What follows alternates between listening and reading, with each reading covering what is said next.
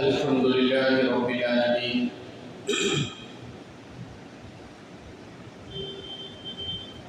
والصلاة والسلام على سيد الأنبياء والمرسلين محمد وآله وأصحابه وأزواجه وذرياته وأهل بيته أجمعين وبارك وسلم تسليما كثيرا كثيرا. أما بعد،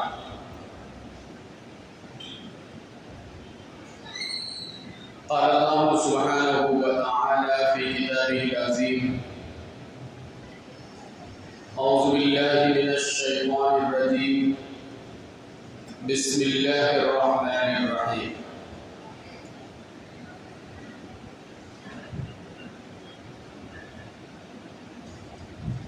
يا أيها الذين آمنوا قوا أنفسكم وأهليكم نارا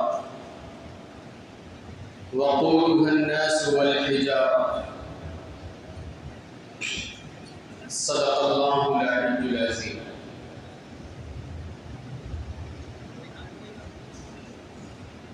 اللهم صل على سيدنا محمد وعلى آل سيدنا محمد وبارك وسلم.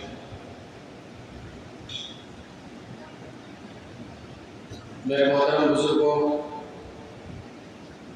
اور دوستوں، قرآن مجید کی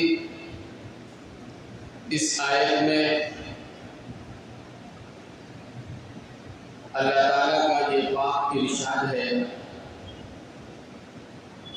کہ اے وہ لوگوں جو ایمان لائے ہو، اپنے آپ کو، اپنے گھر والوں کو، اپنے متعلقین کو آگ سے بچاؤ جس کا ایندھن انسان اور پتھر ہوں گے۔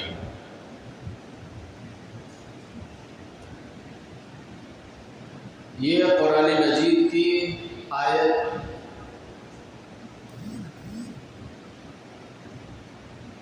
ایک چونکا دینے والی آیت ہے۔ اس آیت کو ہم میں سے ہر اس انسان نے پڑھا ہوگا جس نے قرآن مجید کی تلاوت کی ہوگی۔ قرآن مجید کی تلاوت کرتے وقت یہ آیت ہر ایمان والے کی نگاہ سے گزری ہوگی، لیکن ضروری نہیں کہ انسان اس پر غور کیا ہو اور فکر کیا ہو۔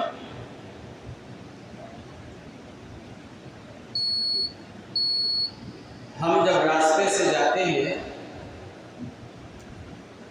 مثال کے طور پر ہمیں اسٹیشن جانا ہے، تو اسٹیشن جاتے وقت راستے میں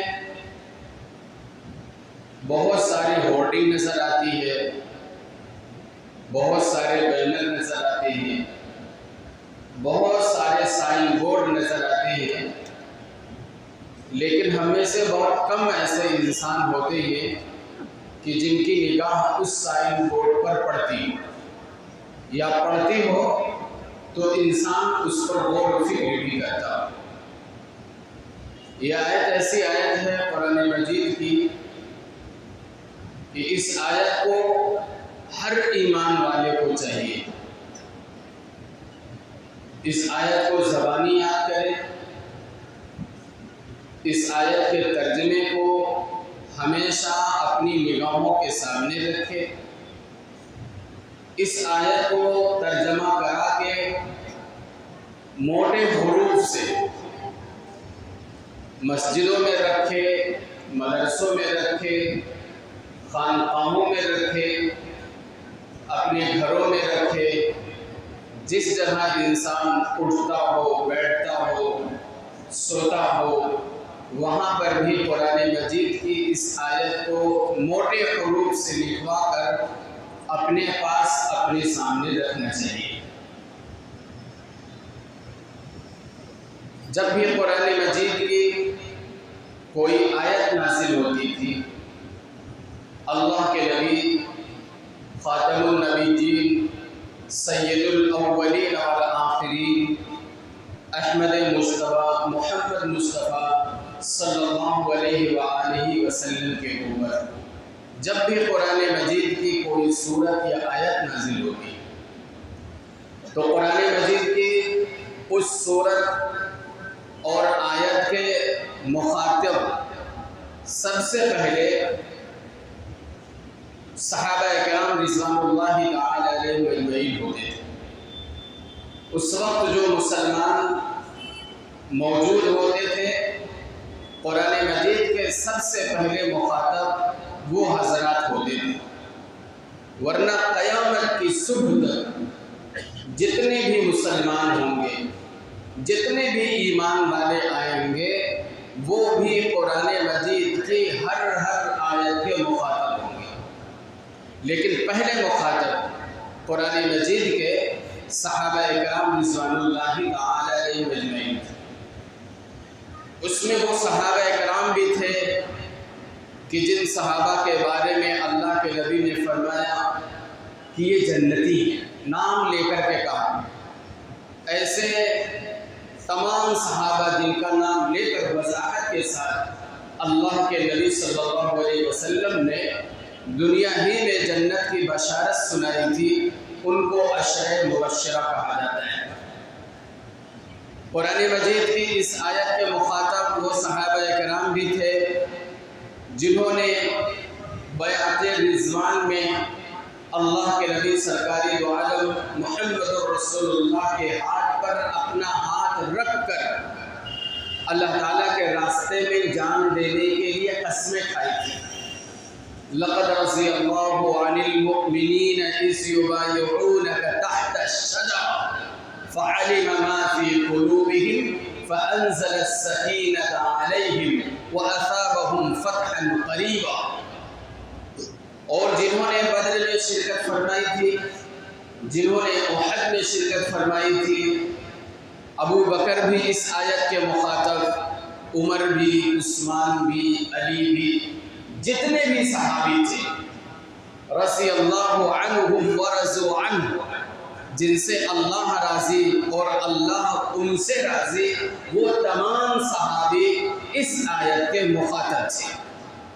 اس آیت میں اللہ تعالیٰ فرماتا ہے، بڑی عجیب چیز فرماتا ہے، یا ایھا الذین آمنوا، اے وہ لوگوں جو ایمان لا چکے، اللہ کو اپنا خالق، اپنا مالک، اپنا حاکم تسلیم کر چکے، اے وہ لوگوں جو محمد الرسول اللہ کو خاتم النبیین اپنا آخری نبی مان چکے ہو، اے وہ لوگوں اپنے آپ کو بچاؤ، اپنے آپ کو بچاؤ، اپنے گھر والوں کو بچاؤ، اپنے متعلقین رشتہ داروں کو بچاؤ۔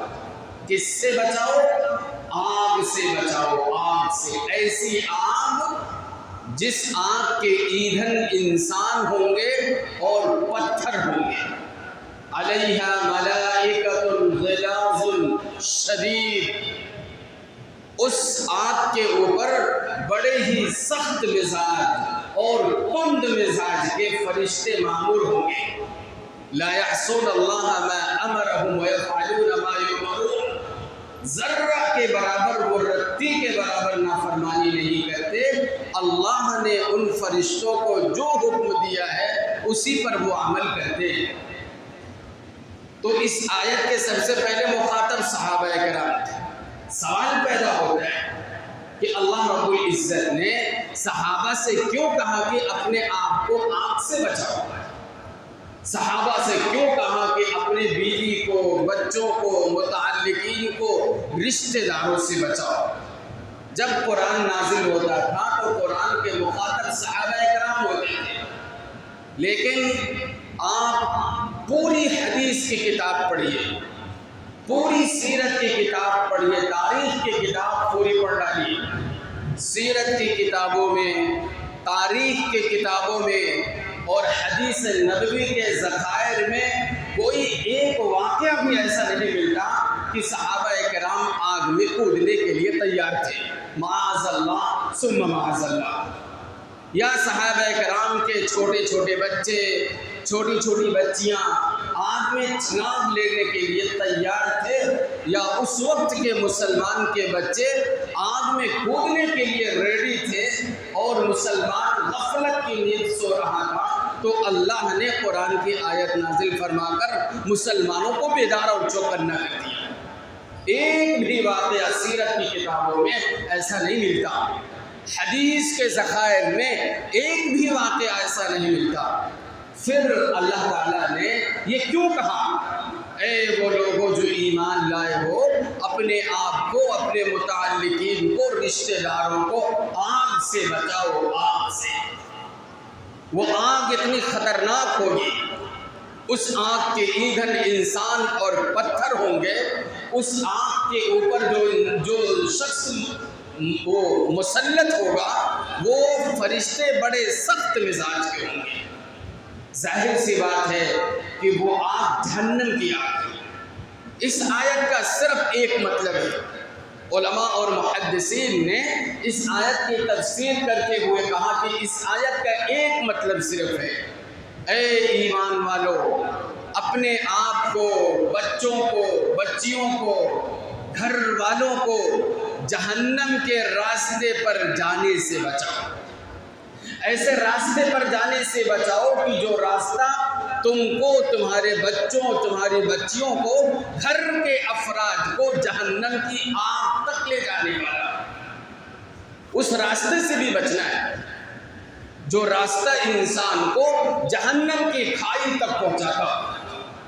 فقہ کی کتابوں میں ایک اصول لکھا ہے، اس اصول کو فقہ کی اصطلاح میں اسباب مودیہ کہا جاتا ہے۔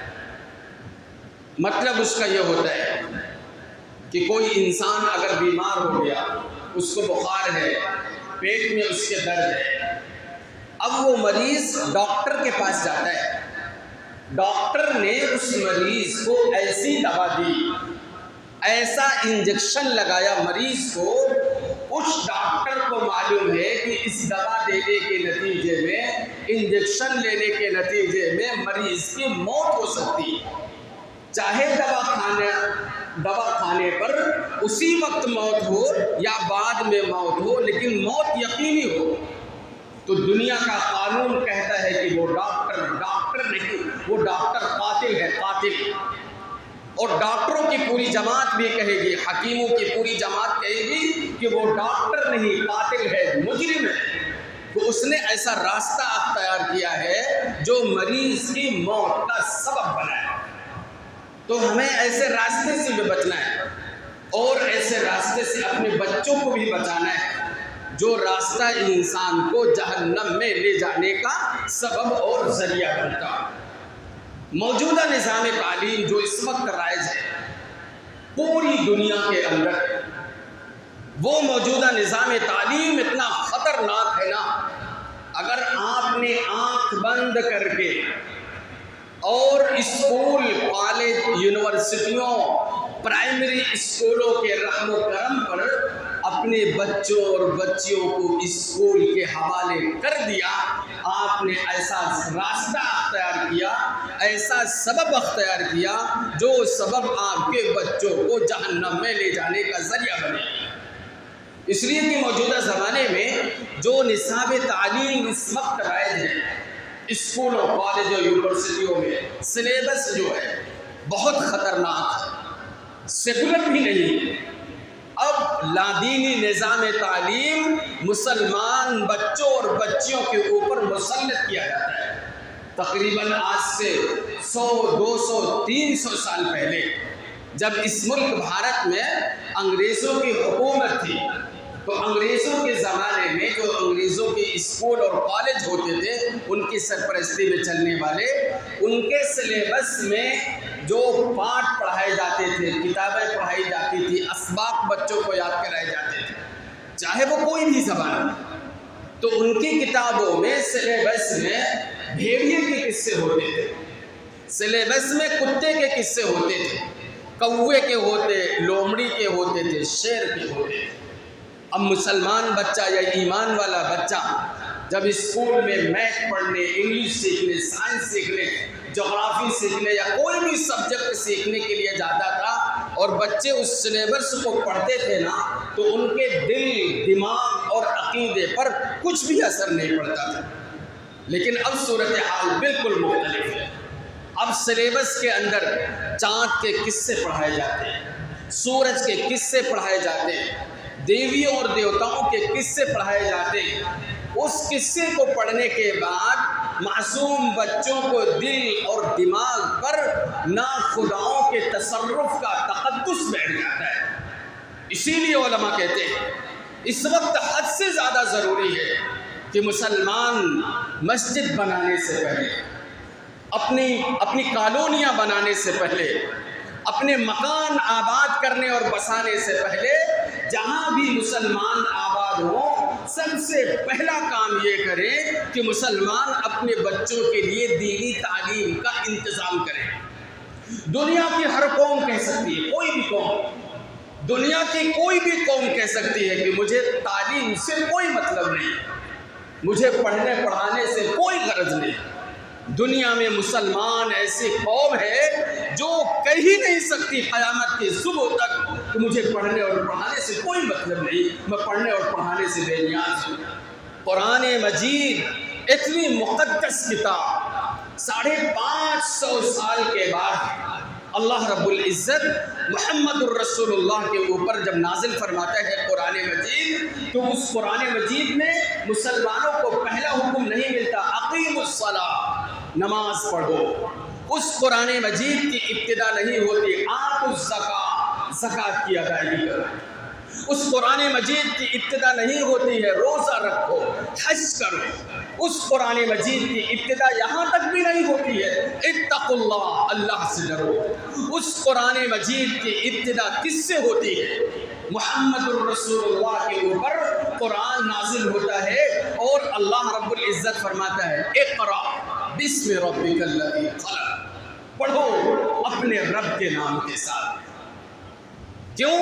اللہ رب العزت اس امت محمدیہ کو پیغام دے رہا ہے اب جو زمانہ ہے نا وہ جہالت کا زمانہ نہیں ہے، اب اندھیرے والا زمانہ نہیں ہے، اب جو زمانہ آنے والا ہے وہ قلم کی طاقت کا زمانہ ہے، وہ علم کی طاقت کا زمانہ ہے۔ اقرأ بسم ربک الذی خلق، پڑھو اپنے رب کے نام کے ساتھ۔ صرف اللہ یہ کہہ دیتا پڑھو تو ہر انسان گمراہی کا سبب بن جاتا۔ قرآن مجید کی اس آیت میں اللہ نے اتنا بڑا معجزہ رکھا ہے کہ اس قوم کو اللہ رب العزت نے فرمایا پڑھو۔ کیا پڑھو؟ بسم ربک، اپنے رب کی ذات اور صفات سے چمٹ کر پڑھو۔ کیا پڑھو؟ جو پڑھنا چاہتے ہو سب پڑھو، جو پڑھنا چاہتے ہو سب پڑھو، مگر کسی بھی دینی درسگاہ میں، کسی کالج میں، کسی یونیورسٹی میں، کسی پاٹھشالاؤں میں اللہ کی ذات اور اللہ کی صفات سے کبھی بھی دور مت ہونا۔ جو چاہے پڑھنا سب پڑھو۔ بسم ربک، اپنے رب کے نام کے ساتھ جڑ کر کے پڑھنا، چمٹ کر کے پڑھنا۔ آج دنیا میں بڑا شور ہے، سائنس نے ترقی کیا، ٹیکنالوجی نے ترقی کیا، تعلیم جب اللہ کے نام سے دور ہو جاتی ہے، تعلیم کا رشتہ جب اللہ کی ذات اور اللہ کی صفات سے ٹوٹ جاتا ہے، تعلیم کا رشتہ جب اللہ کی ذات اور اللہ کے نام سے ٹوٹ جاتا ہے نا، تو پھر اس تعلیم سے دنیا میں امن نہیں پیدا ہوتا ہے، اس تعلیم سے دنیا میں سکون نہیں پیدا ہوتا ہے۔ آج دنیا میں لوگ فضاؤں میں اڑ رہے ہیں، سمندر کے سینے کو چاک کر کے سمندر کی تہوں کے اندر تیر رہے ہیں۔ آسمان کی بلندیوں کا سفر کر رہے ہیں، لیکن ایسے لوگوں کا رشتہ اللہ سے جڑا ہوا نہیں ہے، تو ایسے انسانوں کو زمین پر چلنا ابھی تک نہیں آیا۔ دنیا کا رشتہ جن کے پاس سائنس اور ٹیکنالوجی ہے، ان لوگوں کا رشتہ اللہ سے، اپنے خالق اور اپنے معبود سے ٹوٹ چکا ہے۔ اس لیے آج علم سے تعمیری کام کم ہوتا ہے، آج علم سے تعمیری کام بہت کم ہوتا ہے، آج علم سے تخریبی کام، بگاڑنے کا کام زیادہ ہوتا ہے۔ جن کے پاس علم ہے آج اپنے اس علم سے، اپنے اس سائنس سے، اپنے اس ٹیکنالوجی سے کیا بناتے ہیں؟ ایٹم بم بناتے ہیں، جو کبھی ہیروشیما پر، ناگاساکی پر پھوڑا جاتا ہے۔ اپنے اس علم کے ذریعے سے راکٹ بناتے ہیں جو فلسطین کو تہس نہس کیا جاتا ہے۔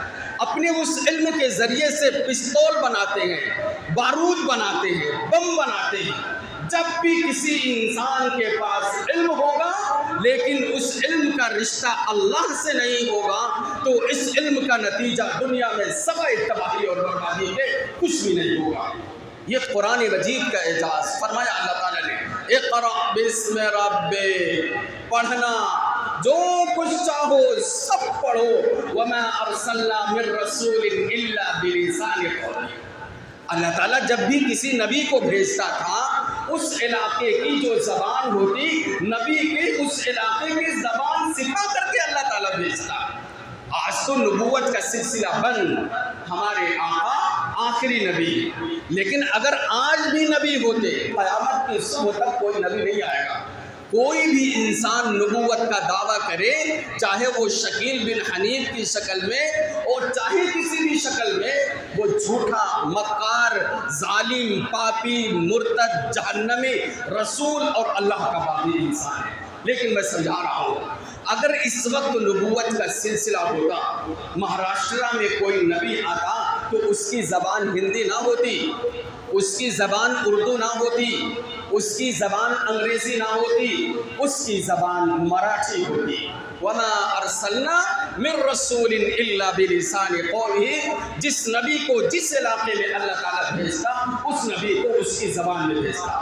ہم نبی کے داعی ہیں، ہم جس علاقے میں رہیں، نبی کے داعی اور جانشین بن کر اگر رہیں، اس علاقے کی زبان کو ضرور سیکھیں۔ اس لیے میرے دوستوں کہا جاتا ہے، اقرأ بسم ربک الذی خلق، خلق الانسان من علق۔ فوراً اللہ تعالیٰ نے بیان کیا، خلق الانسان من علق، ہم نے انسان کو گوشت کے لوتھڑے سے بنایا۔ اتنا انقلابی پیغام، پوری دنیا کے اندر تبدیلی لانے والا پیغام اقرا تھا۔ اب اللہ تعالیٰ اگر انسان کی عظمت بیان کرنا چاہتا تھا تو کہہ سکتا تھا، خلق الانسان، ہم نے انسان کو پیدا کیا، اشرف المخلوقات بنایا، ہم نے انسان کو پیدا کیا، اچھے سانچے میں بنایا۔ لیکن یہ قرآن مجید کا اعجاز ہے، معجزہ ہے۔ اللہ تعالیٰ فرماتا ہے، خلق الانسان من علق، ہم نے انسان کو گوشت کے لوتھڑے سے پیدا کیا۔ کیوں؟ پڑھ لینا، عالم ہو جانا، مفتی، محدث، قاری ہو جانا، اپنی اوقات کو مت بھولنا، گھمنڈ مت کرنا، ناز مت کرنا، تکبر مت کرنا، سائنس داں بننا، سیاست داں بننا، زمین سے لے کر کے فضاؤں تک مسخر کر لینا، اپنی اوقات کو مت بھولنا۔ اللہ نے تمہیں گوشت کے لوتھڑے سے پیدا کیا۔ مسلمان کا تعلق، اسلام اور علم کا تعلق چولی دامن کا ہے۔ کس کا ہے؟ چولی دامن کا ہے۔ بغیر علم کے اسلام کا کوئی تصور نہیں، بغیر علم کے اسلام کا کوئی تصور نہیں، اور بغیر علم کے اسلام کا بھی کوئی تصور نہیں۔ اس لیے محمد رسول اللہ کے اوپر جو وحی نازل ہوئی تھی نا، اس کا پیغام یہ ہے کہ مسلمانوں کا عقیدہ، مسلمانوں کی نسبت اللہ رب العزت سے سب سے زیادہ مضبوط ہو۔ مسلمان کہیں بھی ہو، مگر مسلمانوں کا رشتہ اللہ اور رسول اللہ سے ہمیشہ مضبوط ہونا چاہیے۔ قرآن مجید میں اللہ تعالیٰ نے ایک نبی کا واقعہ بیان فرمایا، فرمایا اللہ تعالیٰ نے ام کنتم شہداء اذ حضر یعقوب الموت اذ قال لبنیہ ما تعبدون من بعدی. فرمایا اللہ تعالیٰ نے اس وقت کو یاد کیجئے جس وقت حضرت یعقوب علیہ السلام کا آخری وقت تھا، حالت استحضار میں تھے، مرنے کے قریب تھے. اس وقت حضرت یعقوب علیہ السلام نے اپنے گھر کے تمام بچوں کو بلایا، بیوی کو، بچوں کو، پوتوں پوتیوں، نواس و نواسی، جتنے بھی گھر کے افراد تھے سب کو اپنے پاس بلایا. یہ نبوت کا مزاج، یہ انبیاء علیہ السلام کا طریقہ ہے. ایک اتنا بڑا نبی وہ مرنے سے پہلے اپنے گھر کے تمام افراد کو جمع کرتا ہے. ایک موقع پر اللہ کے نبی صلی اللہ علیہ وسلم سے پوچھا گیا، سوال کیا گیا، من هو الکریم، اے اللہ کے نبی صلی اللہ علیہ وسلم معزز کون ہے؟ تو آقا صلی اللہ علیہ وسلم نے فرمایا اگر تم خاندانی عزت کے بارے میں پوچھنا چاہتے ہو تو یوسف علیہ السلام سے بڑا کون ہو سکتا ہے؟ اللہ کے نبی صلی اللہ علیہ وسلم نے فرمایا یوسف علیہ السلام نبی، یوسف کے ابو یعقوب وہ بھی نبی، یعقوب کے ابو اسحاق وہ بھی نبی، اسحاق کے والد ابراہیم وہ بھی نبی. اگر خاندانی عزت کے بارے میں پوچھنا چاہتے ہو تو یعقوب سے بڑا کون عزت والا ہوگا؟ خاندان میں 4 نبی، اس نبی کا ایک فرد، ایک نبی کیا کہتا ہے؟ ام کنتم شہداء اذ حضر یعقوب الموت اذ قال لبنیہ ما تعبدون من بعدی. حالت استحضار میں بچوں سے کہتا ہے ما تعبدون من بعدی، میری زندگی میں اللہ کی بولی بولتے ہو، میری دنیا سے رخصت ہونے کے بعد کس کی بولی بولو گے؟ میری زندگی میں میرا کلچر، میری تہذیب، میرا تمدن اختیار کرتے ہو، لیکن میں دنیا سے چلا جاؤں گا تو کس کی تہذیب، کس کے تمدن اور کس کے کلچر پر چلو گے؟ تو گھر کے تمام افراد نے کہا نعبد الہک و الہ آبائک ابراہیم و اسماعیل و اسحاق. 4 نبی، جس کے گھر میں 4 حافظ، وہ گھرانہ مطمئن ہوتا ہے، بچے اسلام پر قائم رہیں گے. مولانا بھی مطمئن، امام صاحب بھی مطمئن، محدث بھی مطمئن، مفسر بھی مطمئن، جماعت میں جانے والا بھی مطمئن. اور گھرانہ اگر عالمانہ ہو تو وہ اور سویا رہتا ہے. لیکن نبی کا یہ طریقہ نہیں ہوتا ہے. نبی کا طریقہ یوسف نبی، یعقوب نبی یعنی پوتا نبی، پر پوتا نبی، بیٹا نبی، جد امجد حضرت ابراہیم بھی نبی. اور ابراہیم ایسے نبی ہیں جن کے بارے میں قرآن کہتا ہے ان ابراہیم کان امہ، ابراہیم تو خود ایک امت ہے. اس نبی کو نہیں معلوم تھا کہ نبی کا مقام کیا ہوتا ہے، اس نبی کو معلوم نہیں ہوتا تھا کہ نبی کے خون کی تاثیر کیا ہوتی ہے. اس نبی یعقوب کو نہیں معلوم تھا کہ وہ حضرت ابراہیم علیہ السلام کے پوتے اور پوتیاں، نواسے اور نواسیاں ہیں. مگر یعقوب کہتے تھے نا، میری روح اس وقت تک نہیں نکلے گی جب تک کہ گھر کے تمام افراد مجھے یقین نہ دلائے. کہنے کی بہت ساری بات ہو سکتی تھی. مرنے کے وقت یعقوب کہہ دیتے مل جل کر رہنا، مانوتا اور انسانیت کا کام کرنا، سوشل ورک کرنا، پیار سے محبت سے ایک دوسرے کے ساتھ رہنا، بہت ساری باتیں ہو سکتی ہیں. لیکن نہ، یعقوب نے کہا ما تعبدون من بعدی، پہلے مجھے یقین دلاؤ میری دنیا سے چلے جانے کے بعد کس کی عبادت کرو. ہمارا بھی یہ طریقہ ہونا چاہیے.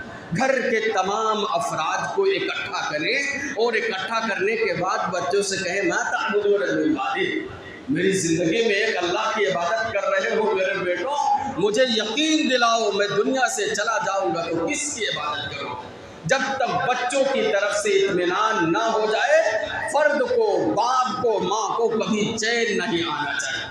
اس وقت جو کہ مکاتب کھلے ہیں، مدارس کھلے ہیں، یہ مدارس اور مکاتب، مسجدیں ریڑھ کی ہڈی ہیں، سانس کا حکم رکھتی ہیں. اگر آپ نے اپنے بچوں کو مکتب میں دینی تعلیم نہیں سکھلایا تو معلوم ہے آپ کی مثال، آپ کے بچوں کی مثال ایسی ہے جیسے آپ کا بچہ پہاڑی کے اوپر سے نیچے آ رہا ہے، پہاڑی کے اوپر سے نیچے آ رہا ہے۔ آپ دیکھ رہے ہیں کہ میرا بچہ ڈھلوان سے نیچے اتر رہا ہے، آپ کے بچے کے ہاتھ میں ایک سائیکل ہے، اور جو بچے کے ہاتھ میں سائیکل ہے نا وہ بریک فیل ہو چکا ہے اس کا۔ آپ سکون سے کھڑے ہیں، میرا بچہ نمرا کی پہاڑی سے نیچے دتواڑی کی طرف اتر رہا ہے۔ اگر آپ اطمینان اور چین سے اپنے بچوں کو دیکھ رہے ہیں، یقین بھی ہے بچے کے سائیکل کا بریک کام نہیں کر رہا ہے، جب وہ بچہ اترے گا پہاڑی سے نیچے نا، سائیکل بھی ٹوٹے گی اور بچے کا ہاتھ پیر بھی ٹوٹے گا۔ اور آپ کی اس بچے کی مثال مکتب کی ہے، مکتب کی۔ اگر بچے کے ہاتھ میں سائیکل ہے اور بریک ہے تو اللہ کی ذات سے امید ہے کہ وہ ڈھلوان سے نیچے آہستہ آہستہ اتر جائے گا۔ اگر آپ نے اپنے بچوں کو مکتب کی تعلیم نہیں دی، قرآن نہیں سکھلایا، اس کو حدیث نہیں سکھلائی، محمد الرسول اللہ کی عظمت، وقعت، اہمیت اپنے بچوں کے دل میں نہیں اگر پہنچائی نا، تو آپ کی مثال اسی سائیکل اور سائیکل میں بریک فیل ہونے والے بچے کی طرح ہے۔ جب وہ دنیا میں جائے گا تو ہر طرف دھوکہ کھائے گا، ہر طرف ٹھوکر کھائے گا۔ اس لیے میرے دوستوں، میرے بزرگوں، حد سے زیادہ ضروری ہے ہم اپنے بچوں اور بچیوں کے اوپر ان کے کپڑوں سے بڑھ کر ان کی تعلیم پر خرچ کریں، ان کے شادی بیاہ سے بڑھ کر ان کی تعلیم پر خرچ کریں، ان کی دوائیوں سے زیادہ ان کی تعلیم کا بندوبست کریں۔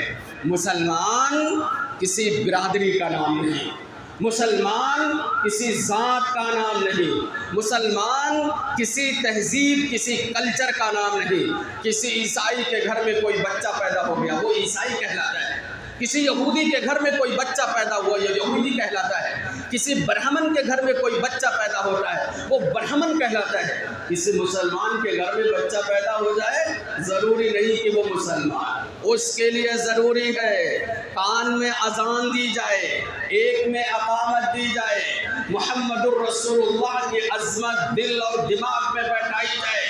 جب وہ بڑا ہو تو اپنے آپ کو اللہ اور رسول اللہ کے سامنے سرنڈر کر دے، اس کا نام ایمان، اس کا نام مسلمان ہے۔ میرے دوستوں، میرے بزرگوں، میرے ساتھیوں، ایک مہم چلائیے وفا پارک کا کوئی بھی بچہ، کوئی بھی بچی قرآن کی بیسک تعلیم، حدیث کے بنیادی سبق سے چھوٹنے نہ پائے، ٹوٹنے نہ پائے۔ گاؤں میں تو ہم لوگوں کا طریقہ یہ تھا، خیر ہمارے گاؤں میں صبح میں جب ہم لوگ اٹھتے تھے نا تو اماں کے ہاتھ میں چھڑی ہوتی تھی یا دادی اماں کے ہاتھ میں ڈنڈا ہوتا تھا۔ میں مسجد میں بیٹھ کے بتاتا ہوں، چائے روٹی بعد میں ملتی تھی، سبق پہلے سنایا جاتا تھا۔ آج اپنے گھر کی عورتوں کو ایکٹیو کیجئے، گھر میں بچوں کو ناشتہ اس وقت تک نہیں ملے گا جب تک بچے مکتب میں پڑھنے نہ جائیں، بچوں کو بڑوں کو چائے اس وقت تک نہیں ملے گی جب تک گھر میں قرآن مجید کی تعلیم کو شروع نہ کر دیں۔ یہ طریقہ گاؤں اور دیہات میں ہوتا تھا۔ اللہ رب العزت نے گاؤں اور دیہات کو شرف قبولیت سے نوازا، حفاظ اور علماء کی اتنی بڑی تعداد۔ اللہ رب العزت ہمیں کہنے سے زیادہ عمل کی توفیق عطا فرمائے۔ یہ جو مدرسے اور خانقاہیں ہیں یہ اللہ کی ملکیت ہے۔ وقف کے ذریعے سے جو قانون لایا گیا ہے اس قانون کو پاس کر کر آپ کی مسجد، مدرسے، خانقاہیں، درسگاہیں اور جو بھی امام باڑے ہیں اس کے اوپر نظریں جما کر پراپرٹیوں کو حذف کر لینا ہے، غیروں کی عمل دخل کو اس میں شامل کر دینا ہے۔ اسی لیے all India Muslim personal law board Hindustan کے چپے چپے میں گھوم گھوم کر کے احتجاجی جلسے، جلوس، ریلیاں، پریس کانفرنس کے ذریعے سے پوری قوم کو، برادران وطن کو بیدار کر رہے ہیں۔ اسی سلسلے کی ایک کڑی آپ کے شہر ممرا میں 24 جون، کتنے جون؟ 24 جون بروز منگل بعد نماز مغرب شملہ پارک نور باغ ہال میں all India Muslim personal law board کی طرف سے مسجد اور مدرسے کو بچانے کے لیے، وقف کی جائیدادوں کو بچانے کے لیے ایک عظیم الشان احتجاجی اجلاس شروع کیا گیا۔ ممرا والوں کی ذمہ داری بہت بڑی، کہتے ہیں نا 12 سے 15 لاکھ کی آبادی۔ آپ یہ عہد کیجئے بجلی گرے گی تب بھی جائیں گے، پانی برسے گا تب بھی جائیں گے، پتھر برسے گا تب بھی جائیں گے، طوفان اور آندھیاں آئیں گی تب بھی اس جلسے گاہ کو بھریں گے نا انشاءاللہ۔ جو کہ اتنی بڑی جماعت اور تحریک کا جب کہیں پروگرام ہوتا ہے نا تو نیشنل میڈیا بھی آتا ہے اور نیشنل میڈیا آئے اور بارش ہو رہی، ممرہ والے اپنے گھر میں بیٹھے ہیں، تو وہ دکھائے گا کہ بھائی 15 لاکھ کی آبادی میں 1500 لوگ نہیں پہنچے، اس کا مطلب ہے کہ وقت کی بل سے ممرہ کے لوگ کیا ہیں، سکون اور اطمینان سے ان کو کوئی تکلیف نہیں۔ تو اگر آپ کے اندر دینی غیرت، حمیت اللہ اور رسول اللہ کی اس زمین سے ذرہ کے برابر محبت ہے، اس محبت کا ثبوت 24 تاریخ بروز منگل کو دینا ہے، دیں گے نا بھائی انشاءاللہ۔ وآخر دعوانا